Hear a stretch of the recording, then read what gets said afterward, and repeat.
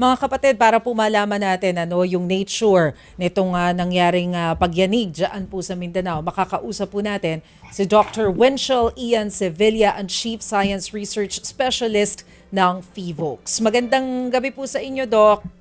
Gandang gabi rin po. Apo. Sir, pakipaliwanag nga po muna sa... Ito ba yung pinakamalakas so far na nangyaring lindol dyan sa Mindanao sa recent history? Isa po ito sa malalakas at mapaminsalang lindol po na nag-occur po sa Mindanao. Isa po sa mas malakas pa dito ay nung nangyari po noong 1976. Ito po yung tinatawag nating Morro Gulf earthquake na kung saan nag-generate po ito ng destructive na tsunami. So marami pong mga kababayan na po natin, marami po tayong casualties during that time po. Kasi po yung earthquake nag-occur po ng halos alas 12 ng gabi. So karamihan po ng mga kababayan natin natutulog noon. And malaki po yung nag-generate na tsunami wave. 1976, tama po ba yung Tama dinig po. ko? Sir, gaano po kalakas yung lindol nung panahon na yon? Mga nasa magnitude 8 po ito. Iba po 7.9, iba 7.1. Pero on average po nasa magnitude 8. Good evening po, si Chicky Verhel po ito. Ano po ang naging dahilan po talaga, pinakadahilan nitong lindol po at yung epicenter doon mismo sa Sarangani? Anything geographical na gumalaw po doon ang kailangan po naming malaman at ramdam sa iba't ibang parte ng Mindanao? Ang nagdulot po ng earthquake na ito ay dahilan po sa paggalaw po along yung tinatawag po nating Cotabato Trench. Ito po ay isa sa mga earthquake generators natin, kasama na tulad po ng Philippine Trench sa eastern side po ng Philippines, and then Manila Trench, ito po ay malapit sa Manila, at meron din po tayong tinatawag na Negros Trench, dun po sa isla ng Negros. Ito po ay malalaking fault na pagka po ito ay gumalaw, malaki po ang tsansa na mapag-generate po ito ng malalakas na lindol. Aktibo po itong structure nito. In fact, halos everyday nakapagre-record po tayo ng earthquakes dito. Pero sa kabutihang palad na rin, yung mga earthquakes po nito ay maliliit lamang, hindi po natin nararamdaman. Yun nga lang po, paminsan-minsan, tulad ng nangyari po kanina umaga, nag-generate po ito ng isang magnitude 7.8 na lindol. Meron po bang banta ng landslide, tsunami, o iba po pong naming kailangan malaman po? And if there are, anong mga lugar po ang kailangan na mag-ingat?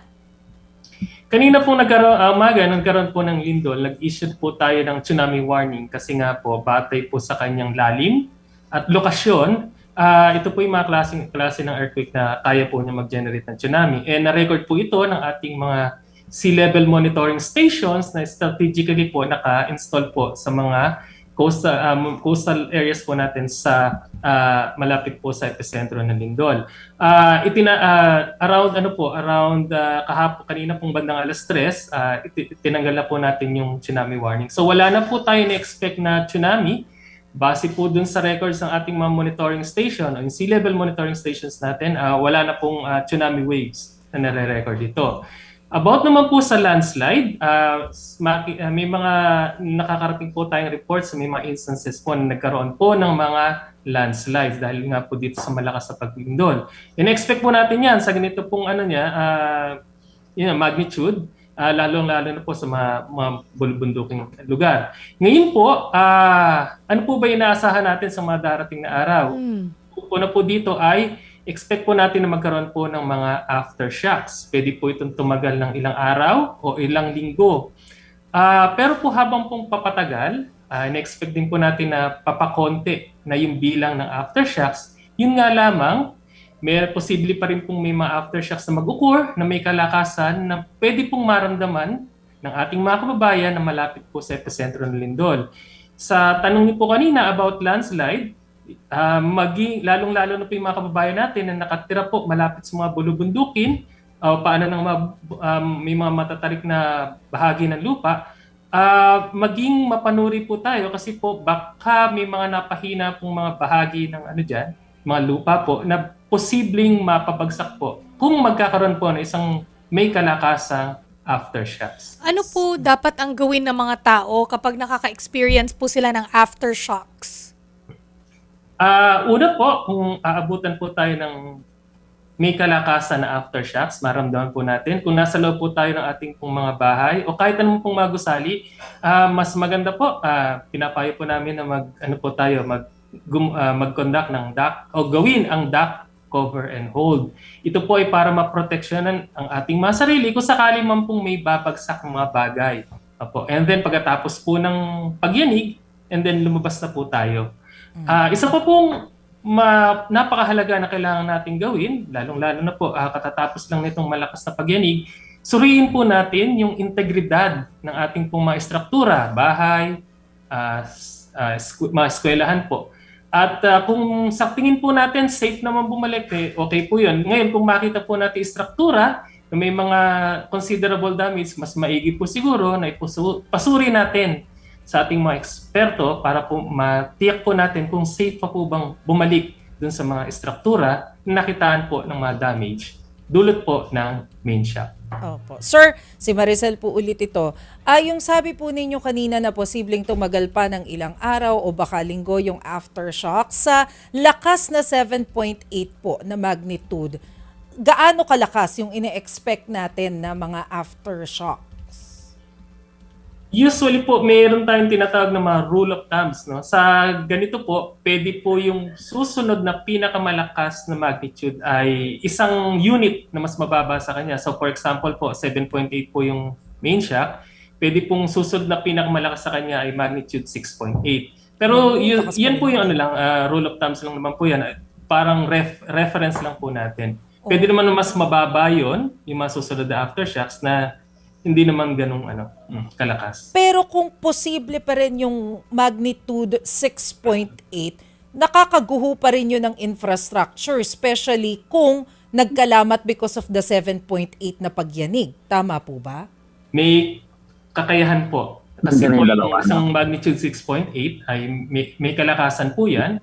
At kung talagang napahina na, no, kahit napahina na nung main shock, pero hindi niya pabagsak, ito pong mga aftershocks, may possibility po na lalo pa niyang ma-damage yung structures. So if that's the case, gaano po katagal mas advisable na magstay muna sa open area yung mga residente na affected nung lindol? Ang maganda pong maggagawin natin dyan ay suriin po muna natin yung kung saan bahay po natin, may struktura. Kung sakaling makita natin na safe naman po na bumalik, wala naman pong damage, pwede naman pong bumalik po sa halimbawa mga bahay po, mga buildings. So yun po yun po yung key doon. We have to make sure na matibay pa rin yung mga struktura na kahit magkaroon po ng mga succeeding aftershocks, hindi po ito magkakos ng pahamak o disgrasya sa atin po. Sir, kasama rin po natin si Jovi. Nandun lamang po siya sa Campo Aguinaldo. Jovi, baka may tanong ka pa kay Sir. Sige, balikan na lang natin mamaya si Jovi. Pero Sir, may mga naririnig kasi ako from architects na mas safe pa daw na magstay or sa earthquake yung mga high-rise kesa dun sa mga mid-rise na building. Gaano po ito katotoo? And paano kung halimbawa nandun ka sa alanganing floor? Lagi ko naiisip yan, Chiki. Yung kapag nasa 40 plus yung building mo, pero nandun ka for example sa 20th floor, ano pang gagawin mo? Gitnang-gitna ka kapag yumanig yung lindol. Maganda pong katanungan yan. Marami rin po nag-i-inquire sa amin kung saan po ba safe mag-stay, lalong-lalo na kung abutin po kayo sa isang struktura na may kataasan. Ang sinasabi po namin, as long as sumunod po sa structural building code or yung building code po natin, yung mga structures, ay kahit po saan kayong floor po, safe po kayo. Pero kasi iniisip ko, di ba, lagi natin sinasabi, kapag nag-earthquake, mas maigi kung lalabas ka doon sa open area. Iniisip ko, kapag natrap ka doon sa gitna, for example, 20th floor ka, 40 floors yung building mo, hindi ko maintindihan, papanik ka ba sa pinakatuktok o dapat bumaba ka para lumabas ng building? O dapat ba magstay ka na lang doon sa floor mo? Tama po. Ang payo po namin, lalo na po kung malakas po yung paggalaw, mag-stay po sa floor kung nasaan po kayo, mag-duck cover and hold. Kasi nga po, sa sobrang lakas ng paggalaw, mahihirapan po kayong tumayo, lalo na po kung maglalakad pa kayo pababa. Right. So, and hindi rin po maiwasan, baka along the way, mabagsakan po kayo ng ilang mga bagay na nakahang na hindi naman properly secured. So, ang pinakmahalaga po dito, one, masigurado po natin na structurally sound po yung buildings. Kahit po nasan kayo, kaya nasa basement po kayo, nasa top floor, wala po kayong pangamba na madidisgrasya po kayo. And then, during the shaking, ma'am, kailangan po, yun nga po, mag-duck cover and hold para man maproteksyonan tayo sa mga bagay na posibleng bumagsak po sa atin dahil po sa lakas ng paggalaw. Sorry, pahabol pa sir, kasi sinasabi natin, okay ngayon yung mga kapatid natin na nandyan sa Mindanao, mas safe sila dun sa open area para hindi sila mabagsakan.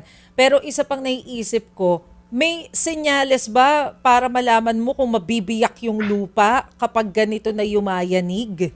Baka mamaya doon naman sila ma-shoot. Wala naman po. Pero meron po tayong tinatawag na mga, minamapa po natin ito yung mga soft na lugar. Ibig sabihin po yung soft soil, tulad po ng mga buhanging lugar, matubig. Minamapa po natin yan ng ating mga geologists para at least makita nila ano ba yung posibleng magkaroon ng tinatawag nating liquefaction kung magkakaroon ng isang malakas na lindol. Para po magawan kaagad ng mga preventive measures bilang parte na rin po ng paghahanda.